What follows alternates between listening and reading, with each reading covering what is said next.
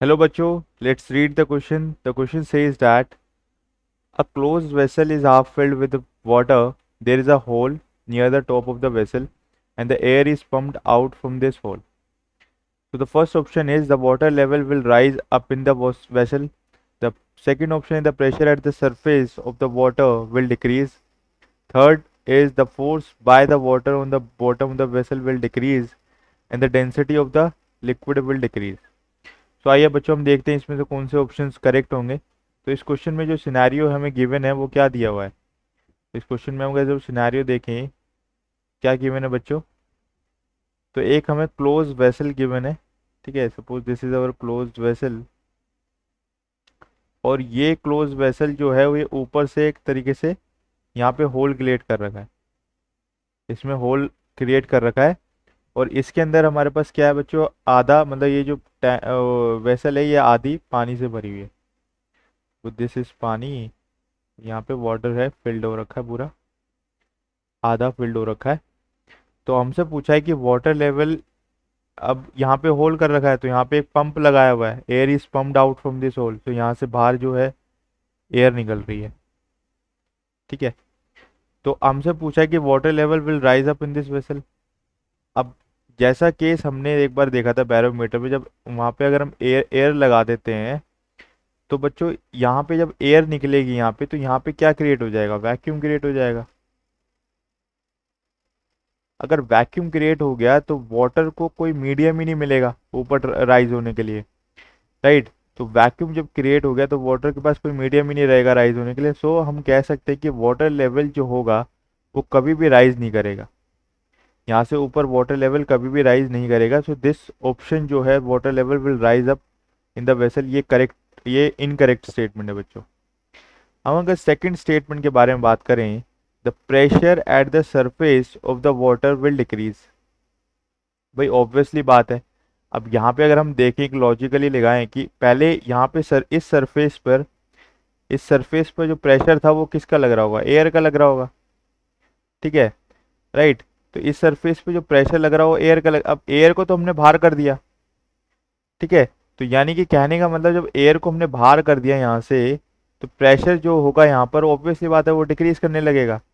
तो प्रेशर अगर हम कहें तो ये वाली जो स्टेटमेंट है, ये वाली स्टेटमेंट जो है, pressure at the surface of the water will decrease, obviously बात है ये बिल्कुल करेक्ट स्टेटमेंट है। तो यहाँ पे तो प्रेशर डिक्रीज होने लग जाएगा क्योंकि एयर का प्रेशर जो काउंट हो रहा था इस सरफेस पर जब काउंट कर रहे थे हम, तो यहाँ पे अब प्रेशर ही नहीं, एयर ही नहीं रहेगी तो उसका प्रेशर भी ऑब्वियसली बात है वो जीरो हो जाएगा। तो हम कह सकते हैं कि यहाँ पर जो pressure at the surface of the water will decrease. तो ये वाली ऑप्शन बच्चों, ये वाला ऑप्शन बिल्कुल करेक्ट है, that is B.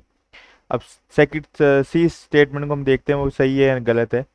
The force by the water on the bottom of the vessel will decrease. अब देखो, देखो बच्चों, भाई यहाँ पर इस बॉटम में, अगर हम इस बॉटम की बात करें यहाँ पर, तो जो प्रेशर एट बॉटम होगा, सॉरी फोर्स हम कह सकते हैं, अगर फोर्स कहें, फोर्स की बात हो रही है, तो फोर्स जो हमारा बॉटम लगेगा वो क्या होगा, force on the bottom of the vessel, on the bottom of the vessel, ये किसकी वजह से होगा बच्चों, एक तो हमारा फोर्स लगेगा एयर पे, सॉरी फोर्स होगा ड्यू टू एयर। अगर हम जनरल बात करें, force due to air on the bottom, bottom of the vessel, plus force और किसकी वजह से लगेगा बच्चों, force due to water present, force due to water present on the bottom of the vessel.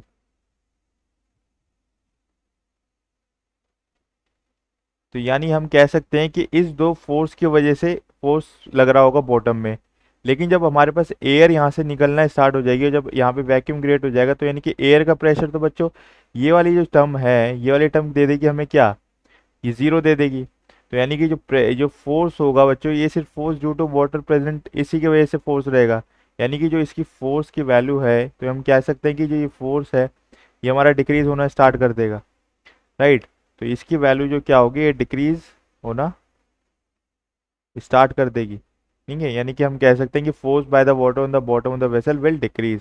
Obviously बात है, ये डिक्रीज करेगा करेगा। तो यानी कि बच्चों ये वाली स्टेटमेंट भी करेक्ट है।